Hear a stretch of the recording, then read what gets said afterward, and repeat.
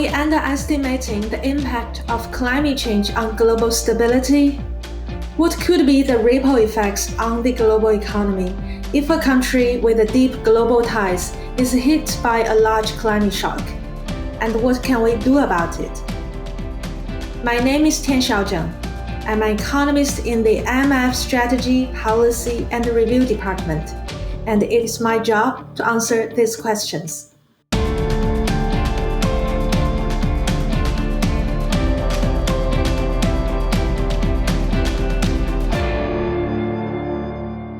The window to tackle the climate crisis is closing fast. Climate-related disasters are becoming more frequent and more damaging.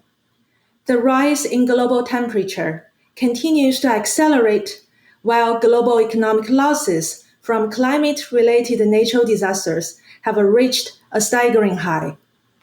And when climate shocks hit systemic countries, they could spill over across borders and even affect the global economy. We therefore decided to study the impact of climate shocks on the global economy through the lens of global trade and financial networks. Our study covers 63 countries, which together account for about 85% of the global GDP. Using the Notre Dame Global Adaptation Initiative Index, we identified 6 countries that are large in terms of GDP and highly vulnerable to climate change. 3 of these countries are systemic, that is, they are deeply interconnected through global networks. Our research shows that a large-scale climate shock in one of these countries, for market sensitivity reasons, I will not reveal which one, would adversely affect its external position. This could result in a substantial increase in its external financing needs by over $300 billion. This result is broadly in line with what our country team reported. Climate shocks in the form of storms and heavy rains have already lowered the country's real GDP, damaged its fiscal capacity, and worsened its current account. So, let's assume that this country wouldn't be able to access financial markets and even had to suspend payments on its external debt. This would trigger spillovers to other countries through direct trade and financial links, in turn increasing their external financing needs. If these countries also face financial constraints, these spillovers can cascade to more economies, even those without direct links to the country originally hit by the climate shock. Moreover, 2 factors could amplify the contagion.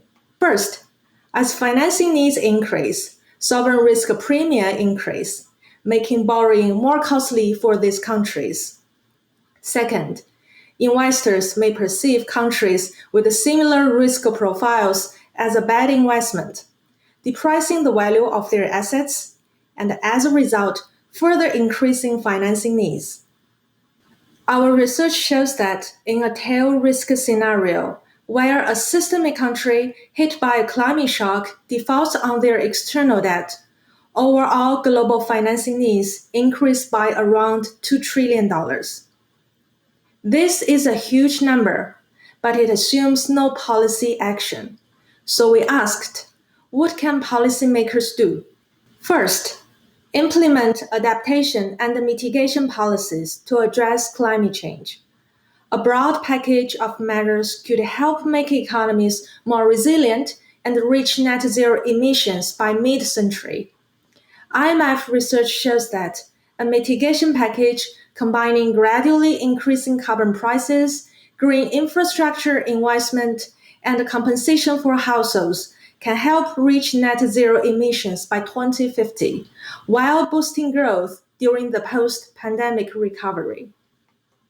Second, sound macroeconomic policies help reduce contagion, including flexible exchange rates to absorb shocks and smooth external adjustment. Third, countries can tap the global financial safety net. The IMF, together with the bilateral and multilateral support, can offer financial support to contain the economic fallout and prevent the worst-case scenario from becoming a reality. Indeed, when considering a domestic and a global policy response, the impact of spillovers on global financing needs could be reduced by more than half. So, what is the main message of this work? In an increasingly interconnected world, climate change is a looming risk to global economic and financial stability. Strong domestic policy action and international cooperation can reduce this risk. It is time to take action.